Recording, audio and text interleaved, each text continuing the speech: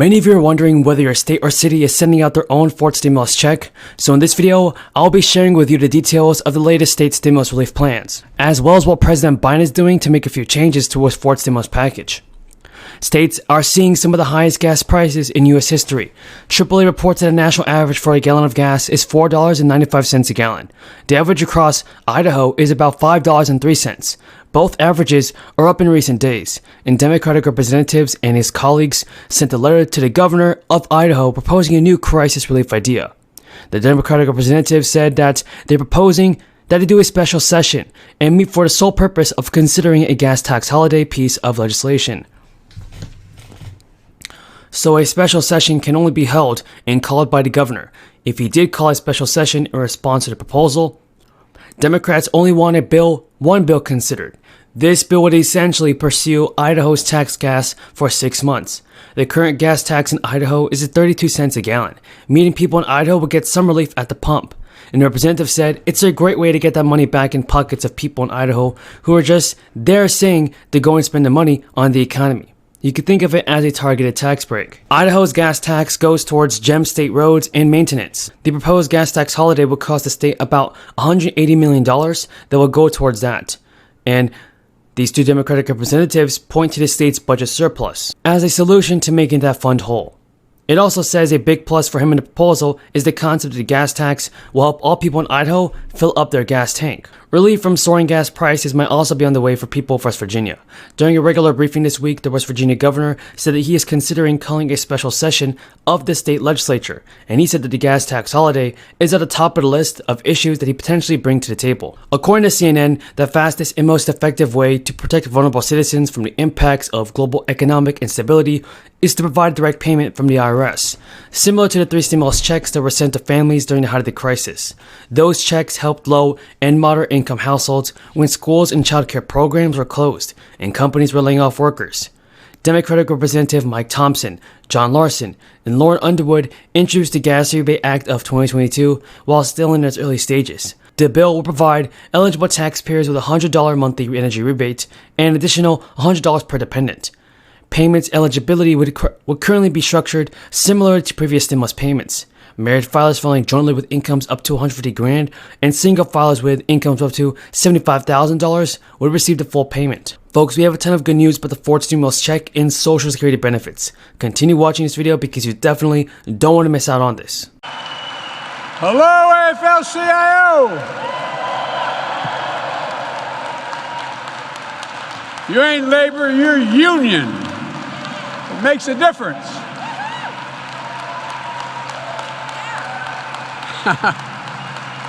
It's good to be home.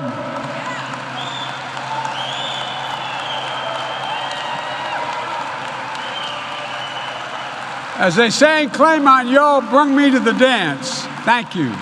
Please, have a seat if there is one. You're a gigantic reason why I'm standing here today as your president. I really mean it. I owe you from the very beginning of my running for office back when I was a kid. It was labor, unions, made a difference.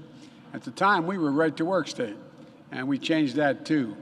I've never forgotten not only what you've done for me, but how importantly it meant to me and to the country, to our country, what you've done for the country. And I want to thank Liz for being such a good friend for so long, the first woman to lead the AFL-CIO. Born of a union household, started out as an organizer, and she never stopped. Congratulations, Liz, congratulations. And congratulations to Fred Redmond, the Secretary-Treasurer as well.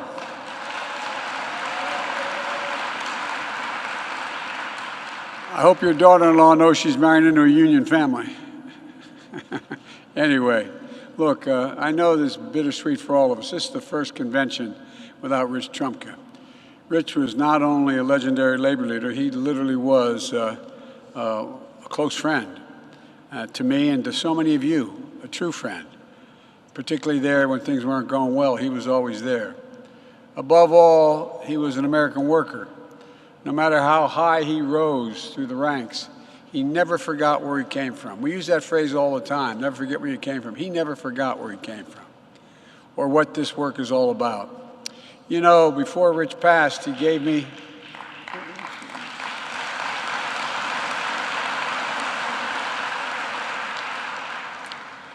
the highest compliment that I've ever gotten in my life, and I mean it sincerely. He called me, what your president just did, the most pro-union president in history. I promised you I would be, and I commit to you as long as I have this job, I will remain that.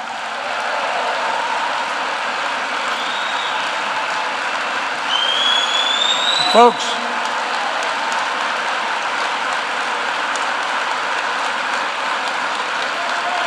thank you.